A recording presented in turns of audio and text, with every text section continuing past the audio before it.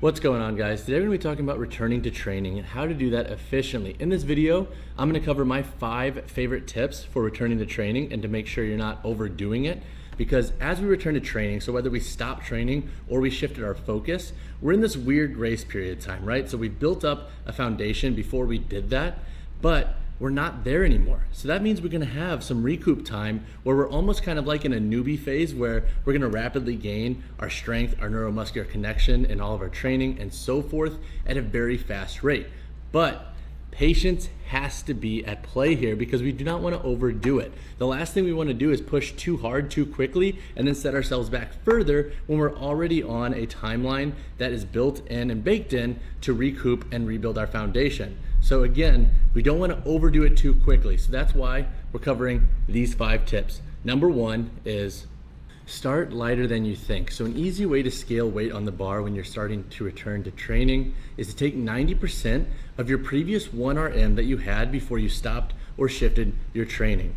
So what does that look like in practice? So basically for the first few weeks in your return to training program or comeback program for that matter, you're gonna take all of your intensities based off of 90% of that previous 1RM. Now obviously, if you took a longer break from training, so let's say 6 months plus, then I would recommend just kind of starting fresh and assuming that your 1RMs are no longer existent. But for most cases, when 3 to 4 months, 2 months were at play, take 90% of your previous 1RM. That's usually a good bet for scaling weight on the bar in the first few weeks. Number 2 is to not chase soreness. So a big misconception is that if you're sore, that means you're productive. And that's not necessarily the case, especially in the case of delayed onset muscle soreness, AKA DOMS. DOMS is gonna, 1, push your power down. You're not gonna be able to produce as much power. 2, you're not gonna be as strong because you're gonna have damaged muscle fibers that are not able to exert and recruit when you're trying to do maximal effort or just train for that matter in general. And then number 3, it's just generally uncomfortable. The last thing you wanna do is shift your mechanics due to overly sore muscles, especially in the first few weeks when you're really trying to grease those grooves and get back into training. So my second tip is to avoid chasing soreness. A little soreness is okay and expected, especially when you're reincorporating the stimulus of your training that you had previously before you stopped or shifted training. But if you're chasing delayed onset muscle soreness, you either need to take a couple days more of recovery or scale back the intensity and volume because that's a good indication that you might be overdoing it. Number 3 is to have a plan in place before you actually return. The last thing you want to do is take a break or shift your training and then return and just see where you left off with your previous training because that's not realistic. That's not where you left off because you've taken a break. Your body has adapted to the change that was in place for the last however many months or weeks at hand. So have a plan and program in place before you physically return. Now this is where I'm going to drop a shameless plug to a program that I've been building with Elgin Loki called the Physique Lab Comeback Program. That is a 4-week program that ramps up intensities and volume accordingly based off of estimated strength losses from the shift in training or the break from training. And we also have a course that comes along with it that teaches you the whys behind strength, power, body composition has all changed or decreased over time. And we dive a little bit into the science there to help you understand what's actually going on in the body. Just know that strength losses, power losses, and so forth, and shifts in your body composition are normal. They will come back, but our program helps you understand the why. Helps you build a better basis as to understanding what's going on in the body. So again, have a plan in place. That's my number 3. And also, it doesn't really matter if you follow ours or not. Just have a program that's gonna help you as an individual get back to where you left off strategically. Number 4 is to take it easy on volume.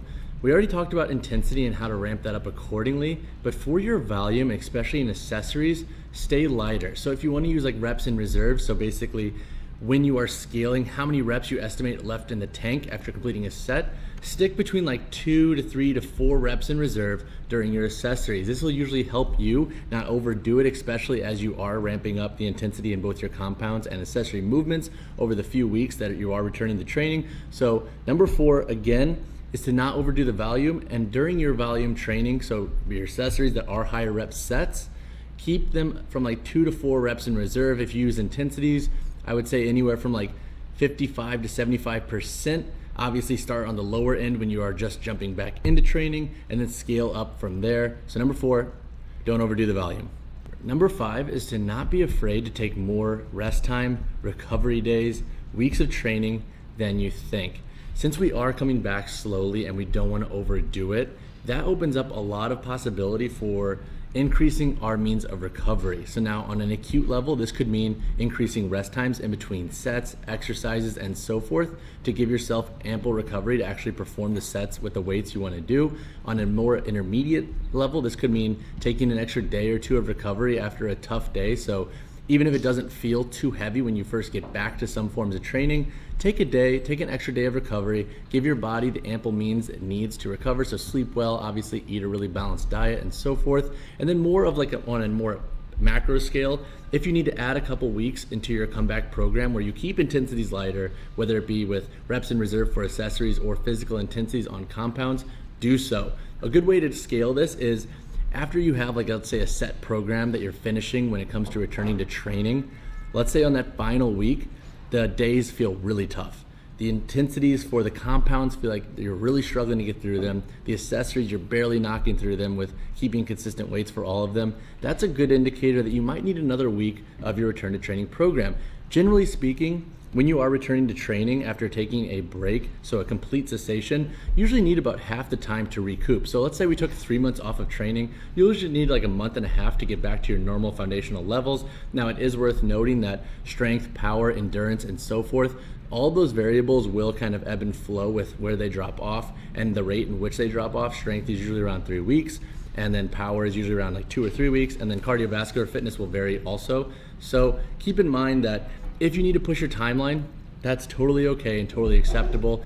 So those are my 5 favorite tips for returning to training. I'm gonna write more down in the description below for how to actually apply these into your individual setting. And obviously I would highly recommend checking out the Physique Lab comeback program.